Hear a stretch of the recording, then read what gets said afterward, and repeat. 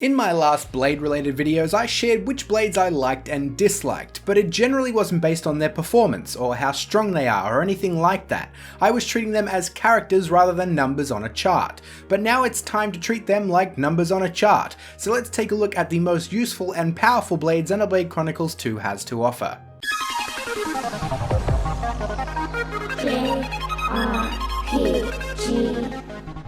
A couple of things to mention right off the bat is that I won't be covering the various Poppies in this video. Poppy deserves her own video and can rank from pathetic to entirely overpowered, depending on how much Tiger you play to customize her builds.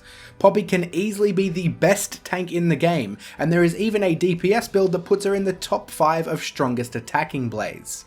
The other thing I have to stress is that there are tons of lists and tiers out there. There are a lot of things people agree on and a lot of things people don't agree on, but as far as I know, nobody is analysing combat frame by frame and compiling raw data. A lot of what you see and hear is educated guesswork backed up by anecdotal testing. For a vast majority of the blades, they have the capability to be extremely strong or extremely useful in certain scenarios. So when we are generalizing in a way as to say that these are the best blades in the game, we mean that these are the most powerful in the most common situations. They are the best all round. I'll be splitting them up into categories for obvious reasons, and for the most part these aren't ranked in a specific order unless I say so. All of the blades mentioned are very good and generally in the same ballpark, aside from a few standouts. So let's start with attacking blades. First out of the gate is Mithra. Mithra is just quite simply overpowered. Her damage output is insane, her cooldowns practically recharge instantly, she can topple and do minor healing with Anchor Shot, Rolling Smash keeps aggro off Rex, and her stats are just fantastic with huge auto attack and critical hit rates. Next is Herald, and one thing I will mention is that all Ether Cannon blades in this game are good. The Ether Cannon weapon in general seems to lend itself to strong attacking, but each of the cannon blades has different requirements to meet their full potential in combat, and Herald just happens to be the best in this regard. When you're at low health, Azami can come out ahead of Herald. In long fights or fights with multiple enemies, Sheba can match Herald, and Cosmos is pretty much matching Herald all of the time, so all of the Ether Cannon blades can be up there with the best.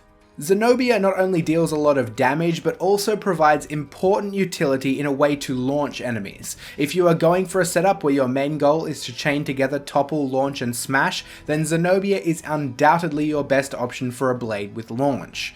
Zenobia also gets better and better in the endgame. Her affinity chart gives her buffs when you're fighting enemies higher level than you are, and it makes her DPS output against super bosses in endgame second only to Mithra. The final attacking blade I'll go into detail with is Rock, and while his actual DPS output doesn't match the others already mentioned, he is currently the only way to give Rex the ability to smash. Some people consider smash mandatory for endgame, and while I don't necessarily agree with that, Rock is still a strong blade with strong utility, and definitely up there with the best attacking blades, which is hard for me to say because I actually really hate Rock.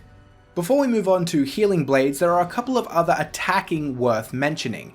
They don't quite reach the level of the ones already mentioned, but they are still incredibly strong. Wulfric, Pandoria, Praxis, and Vale, in addition to Ether Cannon users, are all worthy of a spot on your team. And now for healers. Ursula is easily the standout in this category, and she gets even better if you take direct control of your healing party member. Since you can get an instant 40% heal on the party when you switch into Ursula, only you can really take full advantage of that since the AI will rarely switch to properly take advantage of it. But even when AI controlled, Ursula is by far the best healing blade. Florin is next and one of the best healers for sustained fights. His usefulness reaches its peak when you're at max affinity and has a bunch of contingency measures to be useful even if your healing party member dies in the middle of battle.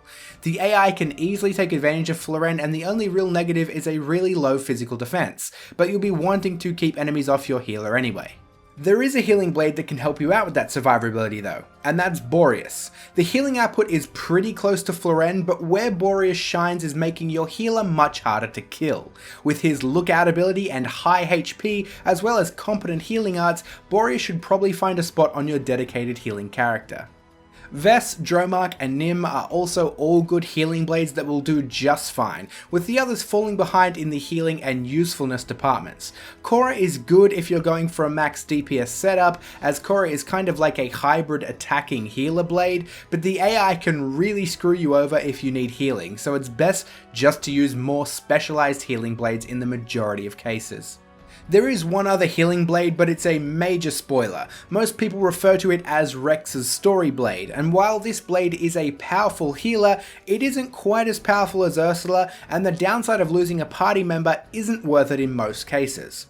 That's not to say you cannot make it work, and you could easily take on endgame content using a party setup with this blade.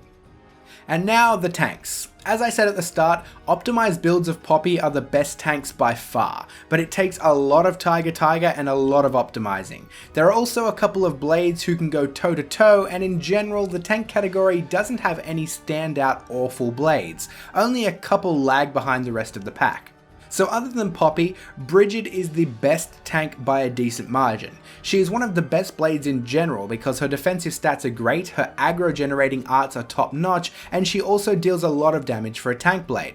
And she can inflict break.